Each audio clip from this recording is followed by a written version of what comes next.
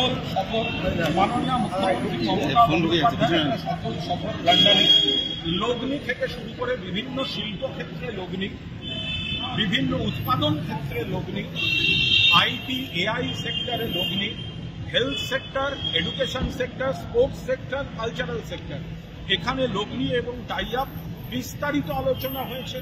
যে সংস্থাগুলি নতুন আসবে তার বাইরে যে সংস্থাগুলি ইতিমধ্যেই এখানে কিছু ইনভেস্ট করে তারা জানিয়েছে তারা খুশি, তারা আরো ইনভেস্টমেন্ট বাড়াতে চাইছে।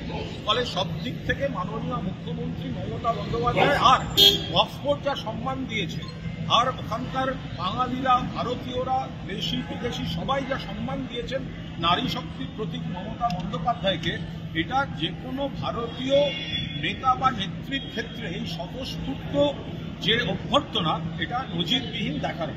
কিন্তু যে অক্সফোর্ডে ওই ৬-৭ জন ল্যাজ গুটিয়ে পালিয়েছে, পরিষ্কার কথা বলছি শুনুন। তার আগে তো বলছিল যে অক্সফোর্ডে নাকি ডাকেনি, তাহলে ওরা আবার বলছে অক্সফোর্ডে বিক্ষোভ দেখিয়েছে। এটা দুরকম কথা হয়ে যাচ্ছে না? অক্সফোর্ডে যদি না ডেকে থাকে তা তোমরা অক্সফোর্ডে বিক্ষোভটা দেখালে কি করে?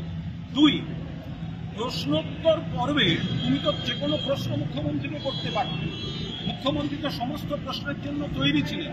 অক্সফোর্ডে ভাষণের আগে ভেতরে যখন অধ্যাপকরা মমতা বন্দ্যোপাধ্যায়ের সঙ্গে কথা বলে নানা বিষয় নিয়ে তারা কোয়েরি জানিয়েছেন, মমতা বন্দ্যোপাধ্যায় উত্তর দিয়েছেন, তারা খুব খুশি। এরা তো ডিস্টার্ব করার চেষ্টা করেছে। একজন যখন বক্তৃতা করছেন তখন হাতি গেলে যেরকম নেড়ি কুকুর ঘেউ ঘেউ করে সেইভাবে শুরুতে ওই ধরনের আচরণ করেছে। তারপরেও মুখ্যমন্ত্রী বলেছেন যে না, এদের বার করতে হবে না। ওরা বলেছিল বার করে দিন, মুখ্যমন্ত্রী বলেছেন গণতন্ত্র ছেড়ে দিন। ওখানকার মানুষ, ওখানকার দর্শকরা বলেছে এসব করা যায় না, তো তারপর তারা তাদেরকে বার করে দিয়েছে।